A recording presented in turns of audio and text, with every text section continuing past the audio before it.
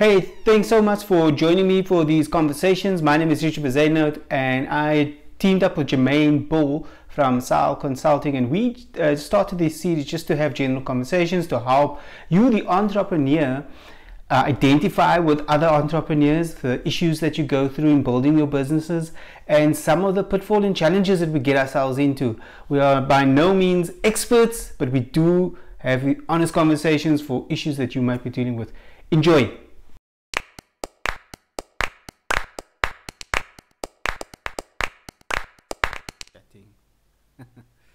So I think, the first thing to start with is how's it going?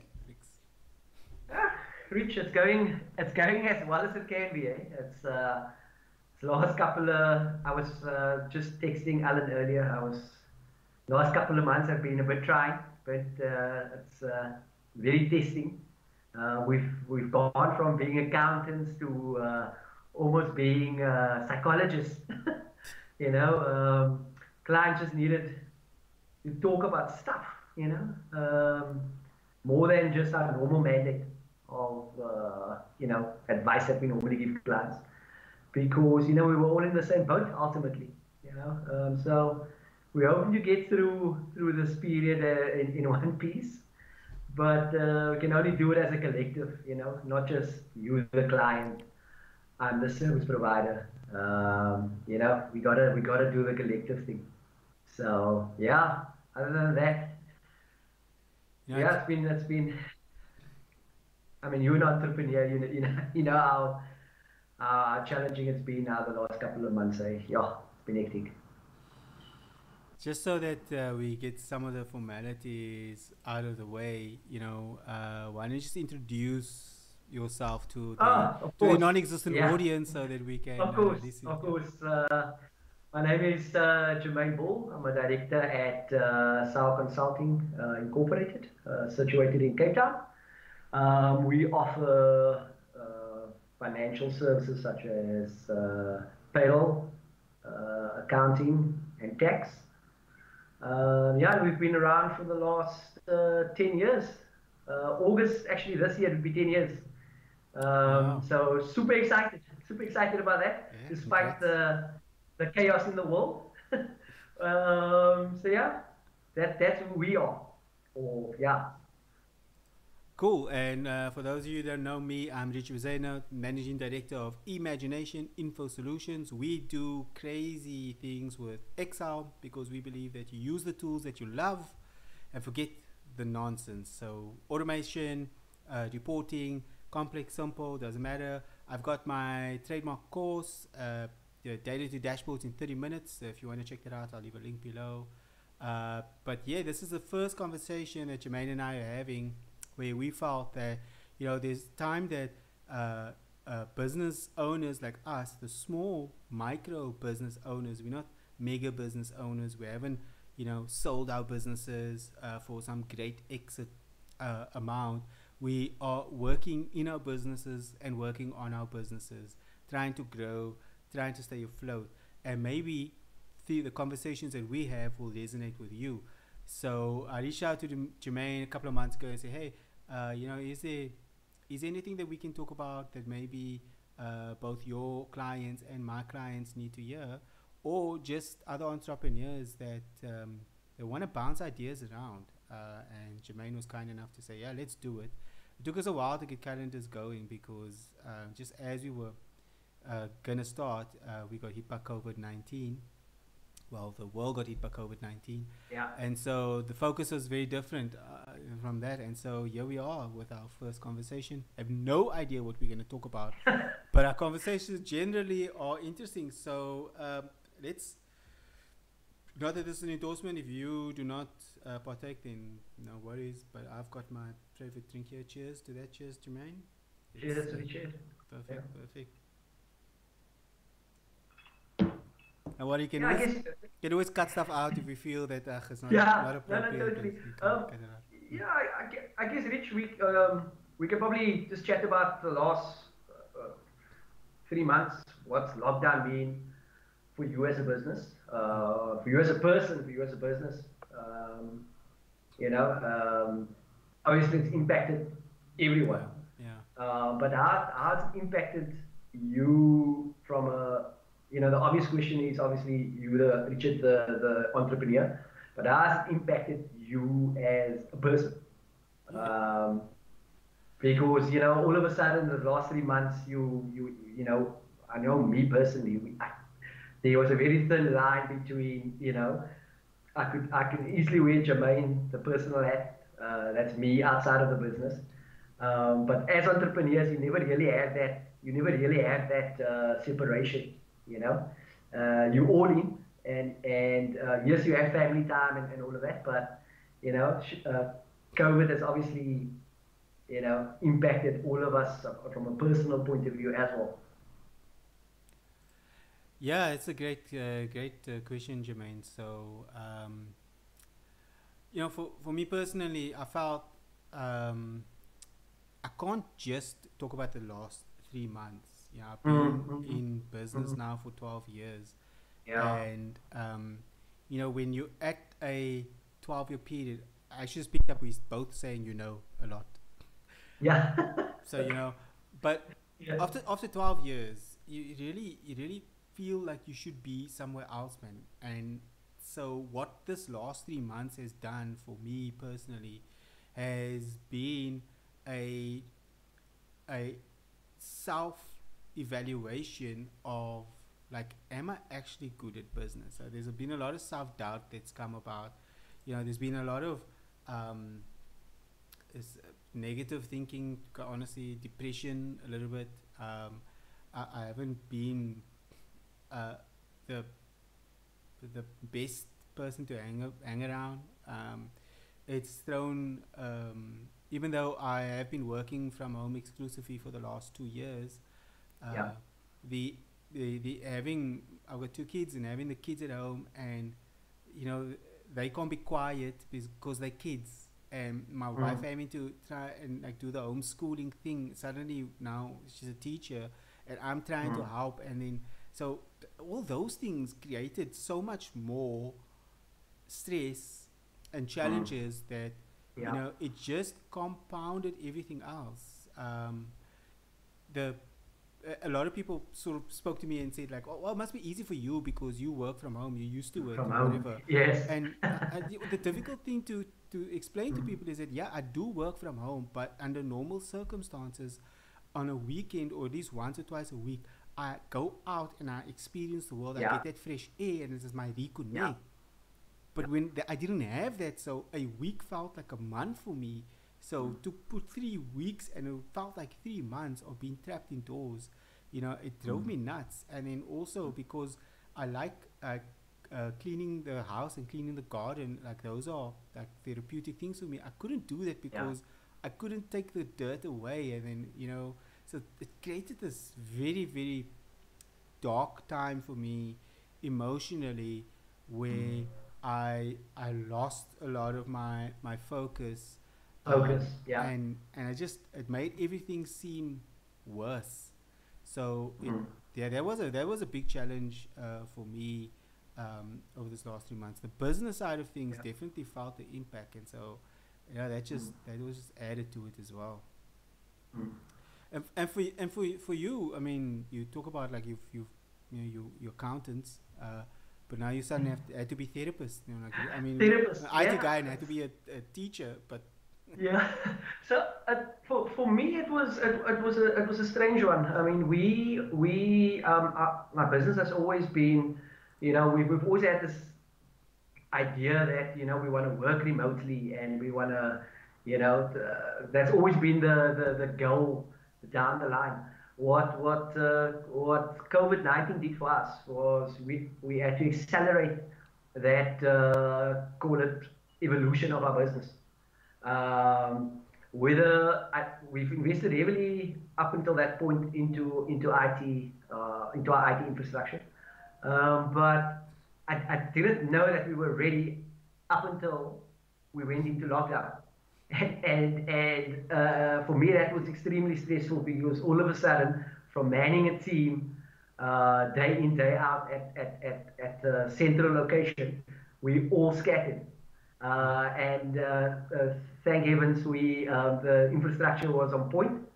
But then, like you mentioned earlier, I became a therapist. It was, every day, religiously, I got calls from clients that I wouldn't necessarily deal with on a day-to-day basis, because we've got payroll teams that take care of their needs. But the MDs or the owners of those businesses just needed an ear. They wanted to chat to uh, the owner of the business, find out what you're doing, will it work? And obviously, for us, it was just as new as for the client. So, so as I'm standing there on the other side of the line, I have to give advice to a client, and it's a new experience for me as well. So it was very taxing, from a personal point of view. I had to adapt to dogs barking and my niece running around, can't understand why I can't spend 15, 20 minutes with her because I was too afraid just to run away from the phone. So it got better as lockdown obviously went on, but yeah, it was extremely stressful. But from a business point of view, Richard, we had to make sure we reconnect with our clients on a completely different level. We're not just there to earn revenue and just leave the client to their own devices. So from that point of view, I found great joy in just connecting with the client on just a completely different level. Trying to make sure that both the client and ourselves can just get over the line together. So yeah, it's but it's like I told my business partner, there's opportunities, man. Throughout all of this, there's still opportunities out there. Yeah, of course. I mean, so I think about the relationship that we've had over the last 10 years, having been a client, becoming friends, and now looking at sort of ventures together. Um, it does change the dynamic when you are a source that people can reach out to you beyond crunching the numbers, and Yeah. so if I look at the stuff that you were saying, like, besides just trying to be like a therapist for someone, like the stuff that Mm, I've reached mm, out to you to talk about, what in your mind, without probably naming any specific clients, but what is there a common thread that people were reaching out to you about um, during this last 3 months? I think especially the clients who had more than one employee, I think the big concern for them obviously was more along the lines of, hey, I'm not getting any income. So, how can I maintain or keep my existing staff um, happy? Um, so that was a big challenge. Obviously, frustration with the UIF scheme.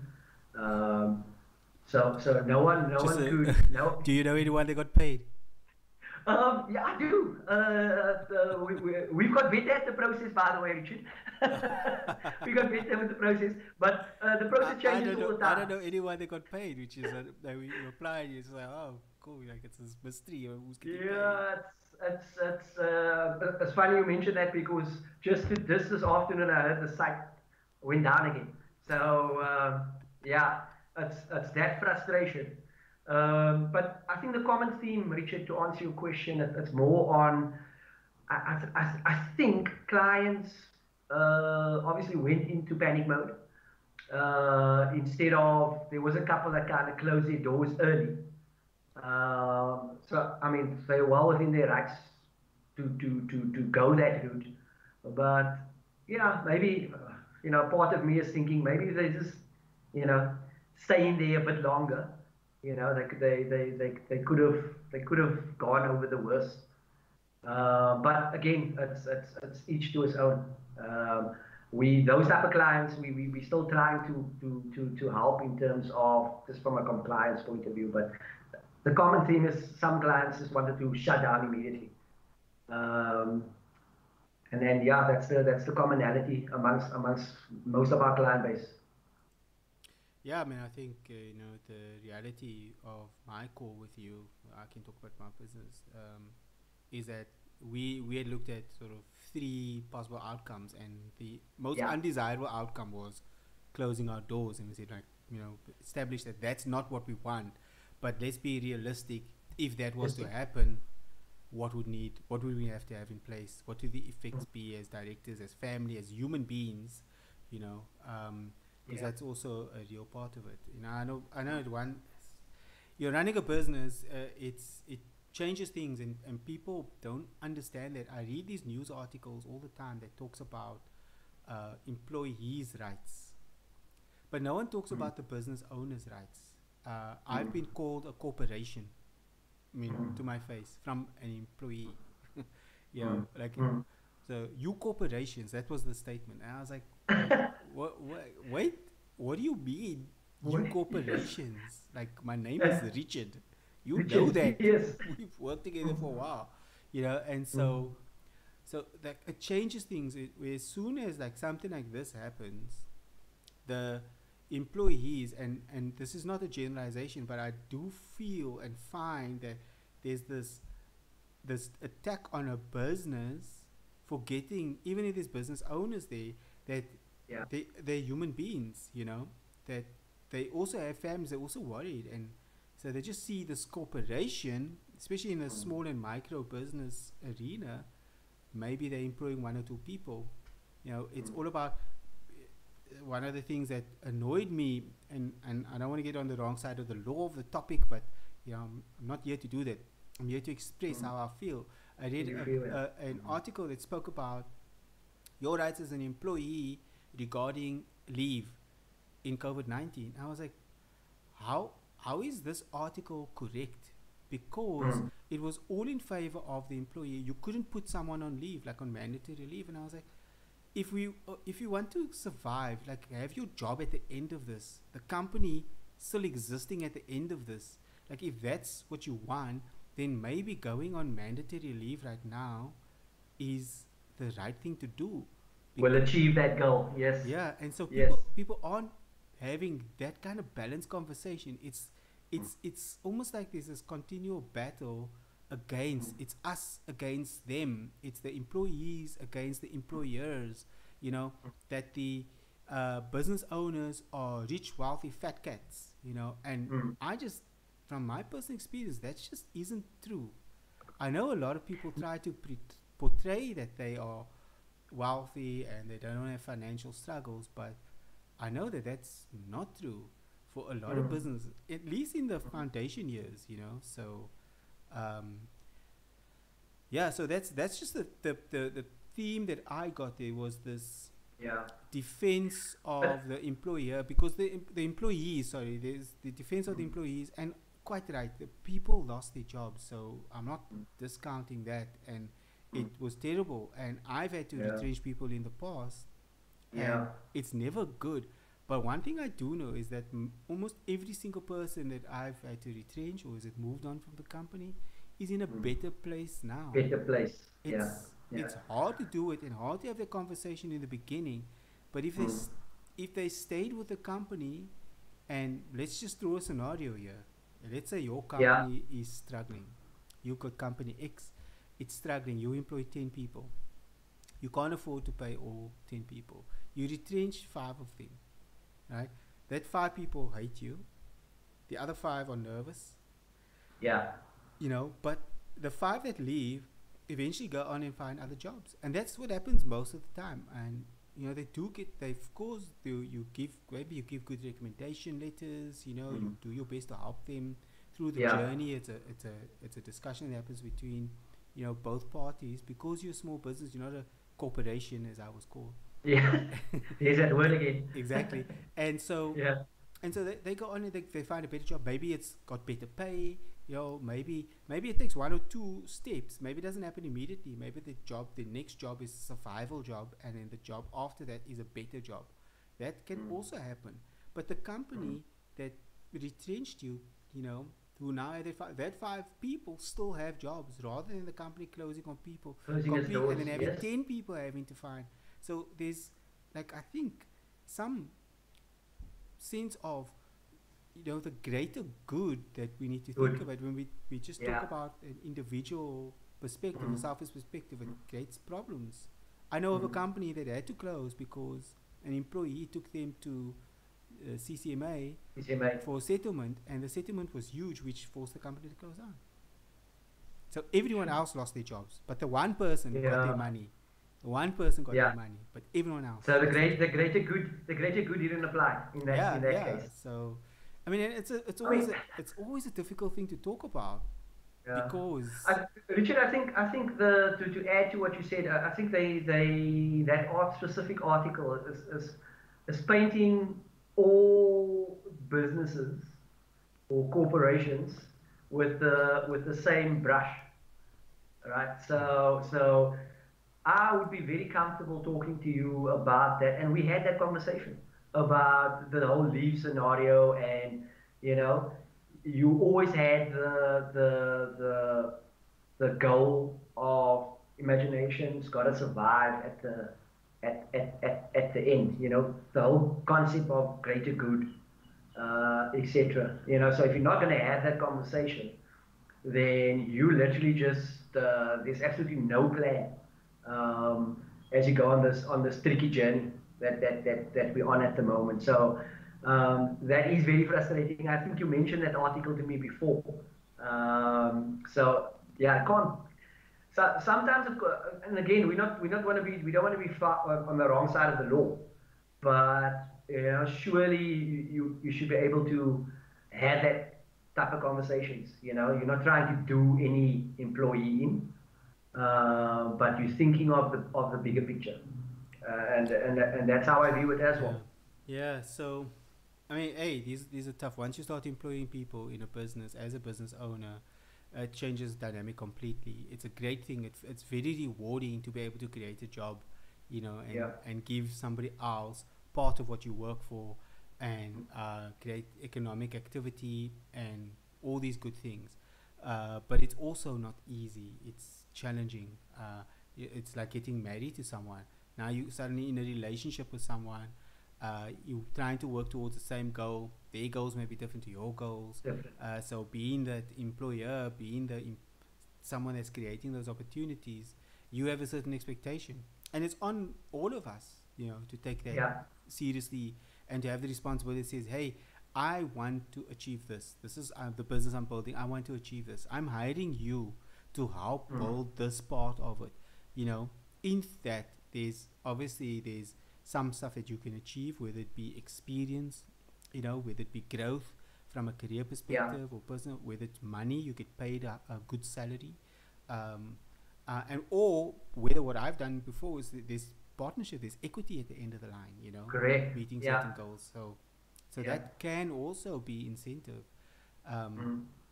but when we sort of round out, like now we're still kind of we're still in COVID-19. We're still feeling the results. I think everyone's kind of settled into it. Mm. Yeah. If somebody's starting a business today, Jermaine, what's going to be your advice to them? They're saying, "Well, we're registering, Newco.pty Limited. Yeah. Yeah. What do I need to have in place, Jermaine? Like, if that was the questions somebody would ask you." Well, the typical request that we've received over the last 2 weeks is most most newcos are centered around the whole PPE. You know, everyone is going that direction. You know, PPE, PPE. Yes, PPE is going to be around for a while, but any advice I can give is keep your business as lean as you can. I think you mentioned it earlier in terms of staff. I think for now you got to be as lean as you can be in terms of not adding costs to your base. Be efficient, protect your contract, um, and yeah, just be as lean as you can be, or for as long as it permits you to run that model. Um, in terms of if you can work from home, work from home. Anyone renting space now, I think it's crazy. So, Yeah, thanks for so that. I think this podcast might put a lot of landlords might be up in arms with that comment, but yeah, that's just run lean, Richard, in terms of cost. Yeah, if you can, if you can, if you can do it that way. Yeah, But again, I think as mentioned it earlier, I think there's opportunities. There's opportunities. And then we've like I said, we've registered 3 new codes over the last week. wow, fantastic. So people are clearly, they see the opportunities. So yeah, good luck to them. Yeah, whenever people ask me about like should they start a business or not, I give them the same advice I give to people when they ask me should I get married, which is Mm. fairly simple. It's just wrapped up in 2 words: don't do it. Do it. It's 3 words, but okay, it's fine. Do it. I get it. I Uh, get it. but I Yeah. mean, I'm just kidding. It's a plan. So if there is anything that I've learned, the lessons that I've taken out of this, it's be on top of your finances, like really, really, really hard. Like if you say I'm not a numbers guy, I'm not like become a numbers guy. Like you have to, I agree. especially when you're a small business, you have to know like debits and credits. At least at a principal level, they plus and minuses on either side. Like the cash flow, you have to know those things. Those are so important. I took for granted a lot of this stuff before. I mean, I've worked with great accountants like yourself for a long time, so I didn't really need to worry about those things. But when the rubber hit the road, I actually had to make decisions. I had to look at it. The accountant's just putting the numbers together for you, and they can try and educate you. But if you're not ready to receive or understand the language, you're not gonna know what they're saying. The advice they're giving you, go yeah, yeah, yeah, yeah. Okay, let's get done with this. But so you gotta learn accounting. You gotta learn those numbers. Like, what does it mean to like a cash flow? What do people say when they say cash flow is king? Money in the bank. What's your runway? You gotta understand things like that. Like, how much will the money in the bank last you if your doors had to close today? As today. Yeah. That's what Yeah. COVID-19 taught us. Like, the money in the bank, how long will it last you if you were forced to close your doors today? You know, things that's out of your control. Like, I'm hoping that most businesses, all businesses, people, families in general, come out with that lesson that is like they have to save, they have to have some money in the bank, and Yeah. how much will that money take you? And then, of course, the big lesson that is we had to cut back a lot of expenses. Fortunately, we had started a journey about a year ago. As a business, we were Yeah. looking at things, and you've Yeah. worked with us, and well, the couple of unnecessary stuff. We cut a lot of things out. And we say, well, we don't actually need these things. We don't need this. We are one of those businesses that have offices, and we had a beautiful office in Cape Town. Um, Fantastic views. We had to downscale that. Fortunately, it worked out with the landlord. And now we look to it and say, well, we don't need offices anymore. It's rethinking your workforce, how Yeah. you're going to structure a workforce to get things done. If you really need to hire that person, and I mean, it's just a reality where we are in an environment where uh, the law doesn't really favor a small business. The labor law is the same for a business that makes 100 rand a month Yeah. as it is Yeah. for a business that makes 100 million rand a month, and that's Yeah. crazy. Like, it's so difficult. You don't have the resources that the 100 million a month business has. So when you're a small business, my advice would be to hire slow, like really slow, and don't hire if you don't have to. And I know that that's not popular in South Africa, and the environment we need to be creating jobs. Like, I 100% agree with that. It's been Yeah. it's been one of our values since we started. We forwent profit in favor of creating employment. We hired people rather than taking away profit. But it Yeah. like got to a point where that hurt us in the end. And so for any new business starting, like, you got to learn the numbers. You got to learn the difference between uh, good debt and bad debt. There is good debt out there. But Yeah. if the beginning, stay away from debt if you can. Um, Mm. get your house in order, but learn those numbers. Have cash flow. Understand what cash flow means, and check it every week, every month if you can. Well, you should every month at Mm. least. Have the Mm. discussions with your accountants. Get up to date and get accountants. Like Mm. that is key. That's Mm. made a big difference for me. It's like we've had to have a lot of statutory documents in place. As a small business, allowed me to compete with big businesses, so like having or other small businesses. I'd compete them simply because I had my house in order. Um, Order. Yeah. and so that is my takeaway for anyone that's in business now or wanting to get into business, is have a strong financial understanding of your business and work with a partner, an Partner. accountant Yeah. that can help you with that.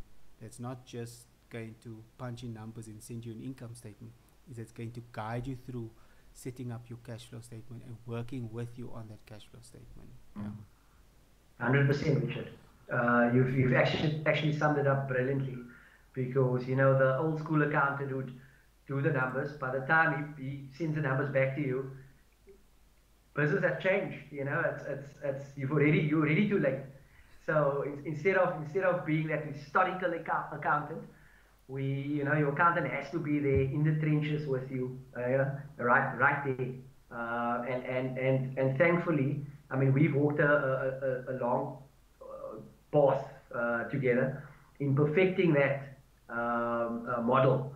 From your early beginnings to where we are now with your numbers, and not everyone, not every small or entrepreneur, they don't always get it. And I think you summed it up earlier as well, where you said, no, I got my accountant will handle it. And we a lot of those guys take it for granted that we actually there to mentor you to understand those numbers, every single line item on that income statement, especially your balance sheet, which will be critical.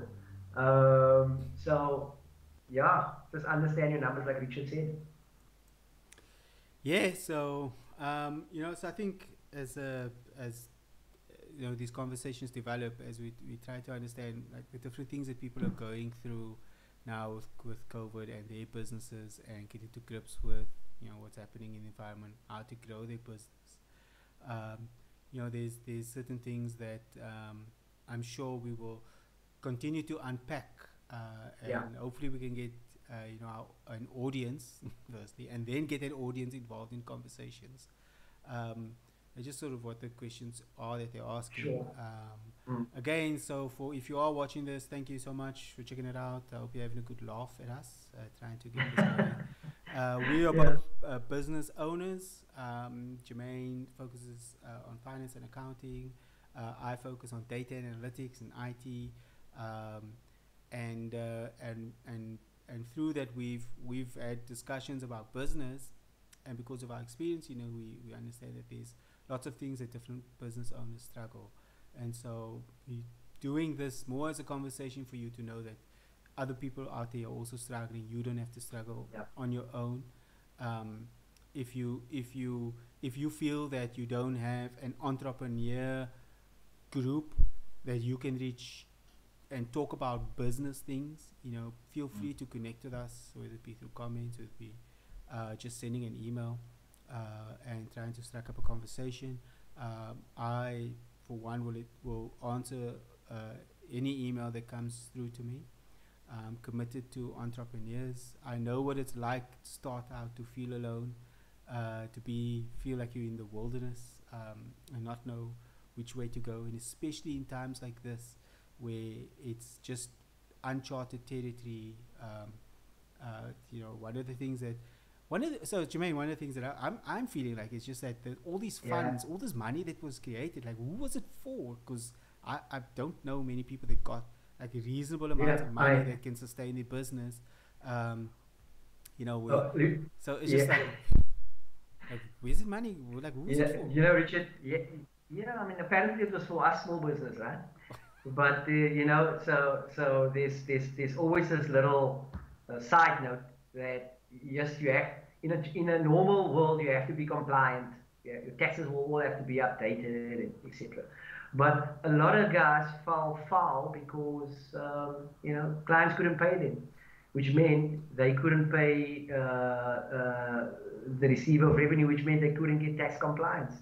So at the gate, they chuck you out already, so you won't even make it to the next stage. And that was for most businesses, eh? So there was a sticking point right there. You went out of compliance just for 1 month. In that 1 month, you needed to get that application in. No amount of letters that we as accountants